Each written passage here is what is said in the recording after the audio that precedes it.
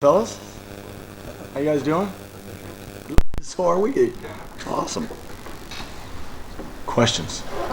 Jim, with regard to just transitioning and new roles and things like that, what does spring look like? I mean, is it heavy install? Is it mild install? Yeah, it is. It's heavy install, especially with the number of new people you get. So I guess heavy is probably the wrong way to say it. It's a good amount. But make sure our guys understand what's going in. It's not like last year where you had a bunch of older guys that had been there a couple of years, like, hey, we can jump into this or that or whatever. We're like, hey, let's go back and teach our base concept. So it's still a good install in terms of base concept wise, but teach the basics. Let's find out who are going to be those top receivers or running backs or in the quarterback, all the depth charts and all the different positions. Sure. And that's the biggest thing is to kind of find out who you have in terms of what they do the best. To kind of match up, because obviously it doesn't matter what we know; it's what the guys can do. So it's simple. So it's fun. It's fun. It's a fun install. You're like, okay, let's see what's up. Let's see what's going on. Are you often surprised during the spring? Is there typically someone that that kind of pops out in the spring? Yeah, there is usually. It's usually more of a bigger, stronger, faster version of somebody else. You're like, ooh, that guy got stronger. That guy got bigger. Gosh darn, he's more explosive. That's kind of the fun, or the growth of the young guys becoming, not as young guys, becoming older. That's the fun. I think that's the biggest time where you're like, okay, you see it, and then all of a sudden, does it match up with the results they're having? And that's what's most fun for us. To me, that's where I see the most deals. Like, wow, that guy really worked hard, really got faster, and then he's making more plays. Like, that's awesome. You can spot some of that stuff when they're just in the spider pads too. Yes. Any guys that have really kind of caught your attention with the way they're moving around? Everybody. Is that nice of me to say that? I'll tell you this, overall, I'm impressed with how our guys are all moving.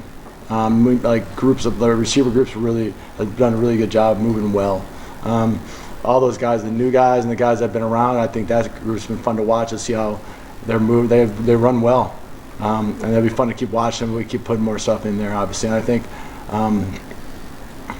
obviously, the quarterback room has been doing a good job. A lot have been around. David's newer, but that's been fun. And then the tight end group has some new guys in there. And they've been having a good job, some good size, and done a good job with some different types of catches and different things we're trying to do for them. How long does it take you? You mentioned a minute ago, let's find out what we have. How long does it take you to get a feel for what you have? Is it all spring? It's all spring. Okay. I do. I think it's like anybody can say, "Oh, I know what I got." You don't. You know what? We've had 2 days of non-padded, the so-called. I'm like, it's all great. Now we put the pads on. Let's see what happens. And then people start getting tackled. Let's see what happens. Yeah. So that's kind of fun part. You really don't know. And that kind of changes all the time. Like, oh, you think you know? Oh no, well, you didn't know that. And that's why you're hoping to find out as much as you can, so you're not surprised come fall.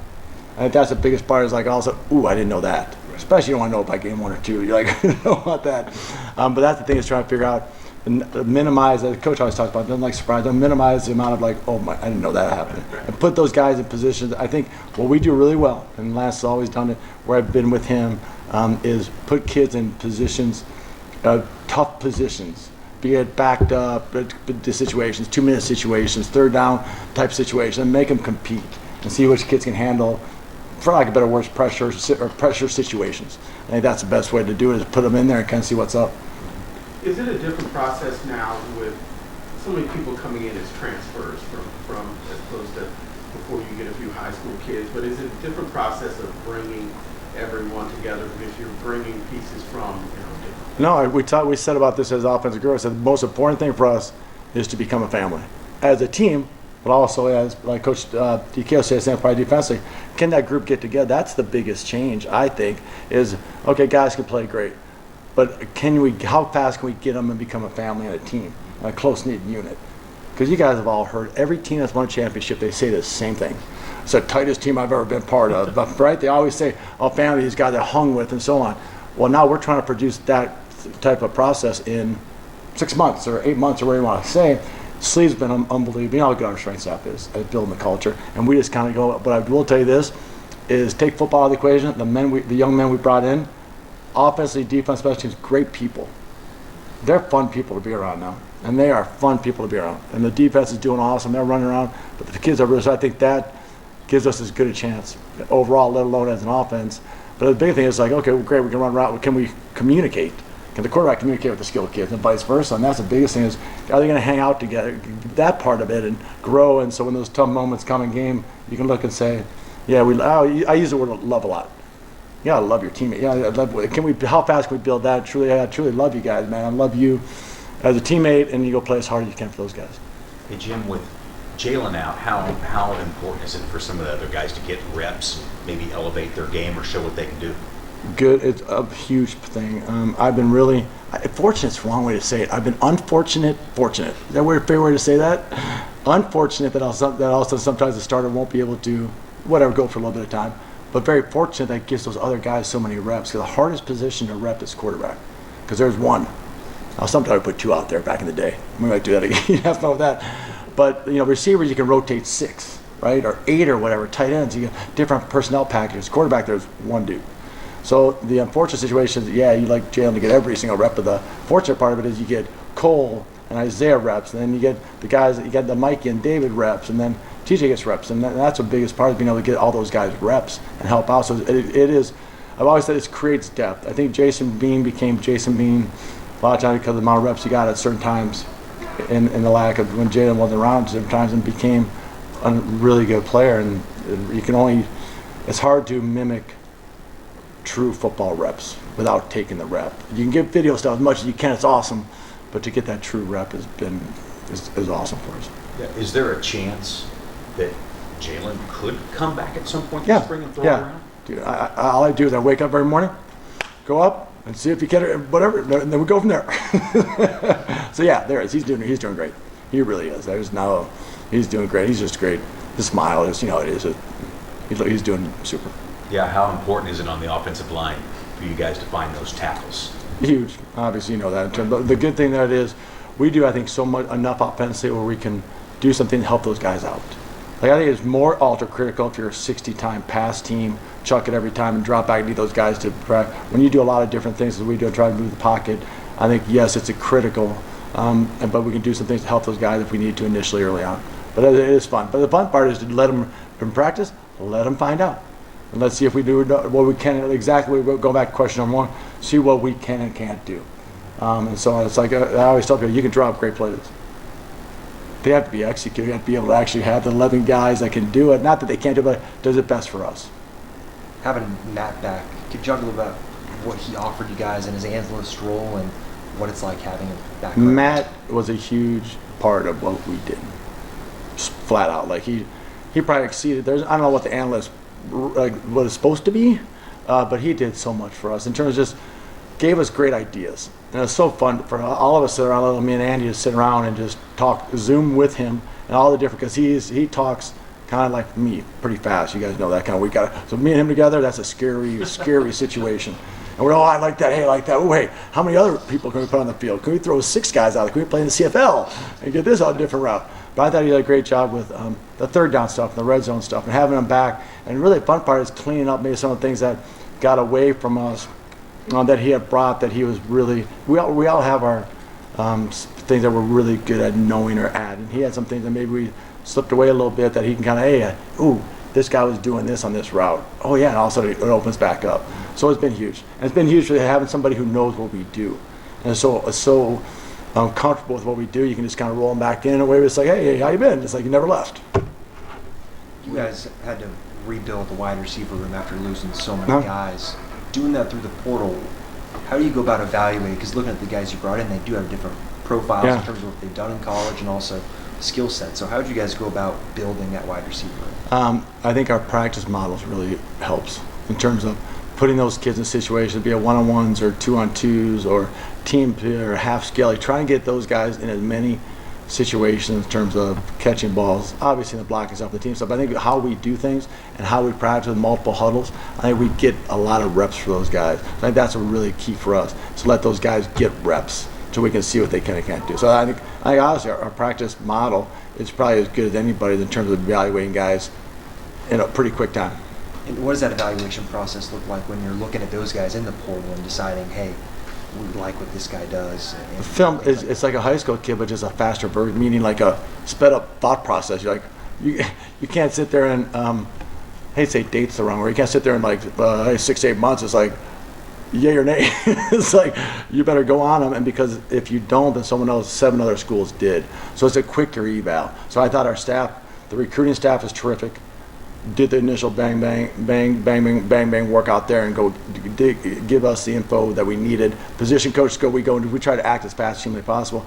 I think what I just told Terry Samuels out there, I said, what I'm really impressed with in that room, let alone all the rooms, is wow, what a great job the coaching staff, Coach Leipold, obviously Coach Leipold and Coach I know all those guys in terms of finding kids with great character kids. I'm telling you, man, it's really fun to be around them. I think that's the part that people are going to miss. They're going to see this ultra talented kid, young man, but does he fit the room? And can he? I didn't say destroy, or is he going to fit into everybody, or is he going to kind of make it, combustible, for lack of better words? And I thought our guys have been terrific, and a lot of testaments to sleeve, obviously, but Coach Leipold making sure we did our homework. I think we do a really good job homework-wise of the type of kid in a short period of time. And the other people are just like, hey, 62 catches, blah, blah, blah, or 12,000 yards, career, hey, let's go. And like, well, is it? And we talk to people and try to find out as much as you can about those people, those young men. What do you want to see from Hishaw this spring? Just Daniel being Daniel. I want Daniel to be healthy, happy, and do what Daniel does in the simplest term, which is run really hard. And with, I guess violence is the best word, but he runs hard. Like, go back to that. I still remember my vision is still the Duke 2 year ago run when we threw the flat route to him, and it was like I don't know, one of those video game runs that people bounce off, hit the buttons, and away you went. That's what I want to see. And I think he's bending as good as he's ever been. Like in terms, I think he's just worked hard. His try. I think it will help maintain healthiness. All right, really stay healthy for his practices, because he's a special kid. We all know that. And just can we get him hopefully doing Jay Walls as good as ever is coaching him, and the relationship, he's smiling and happy. I think these guys see it too. It's just he's in a really good space right now, and he's fun to be around. Do you see a difference in him since Devin's moved on? No, a growth maybe a little bit. I guess maybe look around and say, hey, there's no Devin, who felt like he's been here 10 years because he's like played all the time. And the guy has always been kind of the face of that room, probably maybe the face of the program. And I think he's kind of worked like, hey, I'm kind of that. I think that's what I've seen. I'm telling you, he is, the smile on his face and just his attitude has been awesome. I think maybe that is a part of like, hey, I gotta maybe do a little bit more, be that way. He's just naturally kind of, kids always, mature is the wrong word. I'm gonna use it in a way such as like, they kind of grow up, try to just kind of figure it out sometimes. It just kind of clicks. All of us have those different moments, and it feels like he's in a good spot. In terms of the offensive line, what do you look for in the first couple of days, considering the fact that they're not in pads? Effort. I really do. Coach Egg-Paul said, I'm one of those guys that I trust everybody in the room coaching-wise. So it's not like I'm going to say, I would look for the exact steps and forwards. I'd be lying. But I know where they're supposed to go, obviously, what they're supposed to do. I look at how much effort they're giving and the strain they're giving. Because I think you have to be talented at any position, let alone O-line. But those guys can be physical and strain. So I really like those guys who strain to finish and fight, like Coach always talks about, strain to finish. That's what I look for. The guys who are really taking truly the ball's thrown, they know they're not going it, and they still take those extra steps down. Like Coach always wants to freaking follow the ball, and then still come back to the huddle and run the next play. So I really look for that. I look for the guys and then they keep on battling through. I think will help us in those crucial moments. You talked about wanting to be better situationally, wanting to be more explosive. Yeah. How do you facilitate that through the spring? Put them in those positions, like do those situations, do backed up situations, do 4-minute type drills, do 2-minute type drills, do a third down type drill, any type of drill you thought we were a little slight, red zone knockout periods, that we call them, red zone periods. And you just keep throwing them in there. And also for us, it's for the young men to be in there. It's also for us to figure out, going back to square one again, what they and we can and cannot do. I should say what we can and cannot do down there. To the best of our ability. You can't really find that out by being down there. You can say what you want, but until you get down inside the 10 and try some stuff out and see what's going on. And I think that's why every year is different. Because people always joke like, they're going to throw it 80 times. Well, I'd be fired if I threw it 80 times. I think Coach Schleipold would be like, see, unless it worked all the time. But in terms of figure out what our best stuff is year to year run-wise, or pass game-wise, or what now would be more emphasis in different spots. But, like I said, different things. Hey, bowl game, we had some different things, and we sped some things up and different situations. Then you go back to the Central Florida game a year or two ago. We ran for 450, whatever it is, so on. So trying to find out what this team is going to be best at and our unit in those moments, in those situations. You just put them in there. Really, it sounds so cliche-ish, but that's all you can do is put them in there and see what happens. See who can see what things work. Pat was saying that he's really excited about this tight end group because he feels like they have a lot of potential to get vertical in the passing game. 2 practices in, is that something that you've seen a little bit? It is. It's fun. They're a good group. Obviously, some of the guys that came back, or the newer guys, can run well, and they're long, and it's been fun to kind of throw the ball up there and see what they can do. So it's a fun. I think it'll be a good group. It'll be able to keep us multiple in personnel groupings, and that's critical. However we end up moving the ball down the field, the ability to stay multiple in our personnel groupings will always be key. What sort of growth did you see from Isaiah over the course of his first year, and what do you hope to see from him this spring? I see an understanding. It's just like anybody, an understanding of the offense. The comfort level of knowing how to get through progressions faster and the passing part of it. Decision making. Still young guys will always sometimes, especially when you're not the starter per se, sometimes you'll try and always become the starter like on every throw. Like, dude, it's okay. That's a good thing I like. Jason, I like that. You just got to kind of go, hey, it's not. You got to try some things out. But I think those parts always become better decision making. But you got to try it sometimes, let it roll in practice. So that's what I keep seeing is keep letting him stretch his limits and find out what he isn't going to be able to do. Come when the time comes. You maybe got a quicker view of Cole than you would have wanted to his freshman year. How have you seen him grow, and was that a valuable experience for him being in that situation? We said before, like 2 years ago when he started that K-State game, I think, right? That's right. He played Texas Tech. The unbelievable ability to process information at a young age, impressive, man. I always call that functional intelligence. That has continued to move on. His leadership skills is as good as anybody in the program. That's in terms of just that's the type of person he is. And I really believe that he has gotten stronger. His arm's gotten strong. People are going to say stronger arm, but I think he's worked really hard on flexibility and throwing motion to even create more power, more velocity on his throws, and the ball's jumping out of his hand. And I think I'll tell you, he's more loose. I always say loose-hipped. I'm not a biomechanical guy, but I'll make it sound like that sometimes. But he's loose. He's loosened up and been able to twist and turn. Because the great quarterbacks, it doesn't matter who they are. You look at all the kids, that guys have been great. They can twist and turn and put themselves in positions to be able to make plays. And that's why I think he's got it, because he's always this, and now he's been able to do this more, and he just goes hard all the time, like all the time. Like you can't run everybody over, even in practice, buddy. Like just all hard all the time, but you love him. But that's what I think he's gotten from a physical standpoint. He was just all excited because I think his body fat went down even more. I'm like, he is moving as well as he ever has. He's always been moved well. Now it's like being able to change direction, move well.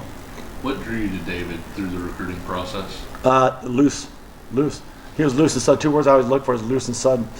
He was sudden, his ability to make decisions and make different type of throws, and he was loose-hipped. It's so funny watching practice where I was doing all of a sudden, like he made a throw kind of rolling one way, kind of threw slightly across his body, put it right in the target, kind of. People talk about different arm angles. Maybe he's not straight over the top. He's a little bit right about here, but it just came out. It's just Jesus. So I'm like, there it is. And he was coming out of a year where he was like 3 and 5 year or something. I think the same high school as Coach Self is where he came from. And the state had never been a great football program, and so a lot of people weren't recruiting. I saw it as through our recruiting staff. And Coach Murray's like, hey, you might want to, because Coach Grant's kind of knows my kind of what I look for in those guys, kind of like that. Not what can they twist and turn and do something that other dudes can't. And he could. I'm like, you're right. I watched him. Like, that's really good. And then all of a sudden you go, and he takes a program into the playoffs, Final Fours. It never happened. All of a sudden becomes this. It's so funny when guys all of a sudden they go from a 1-star, 2-star to like a 22-star. I'm like, we must be pretty good evaluators. But that's why I really saw the looseness and the ability to compete. And he stayed. And it was really cool for him to stay in the same school, which isn't easy. Let alone us. We talk about college all the time. The kids are moving all the time at different places, and I think it's cool for him to stay there. I was really impressed by that. When it wasn't a football type school, he helped to become a football school. Anything else, Coach Steve? Already?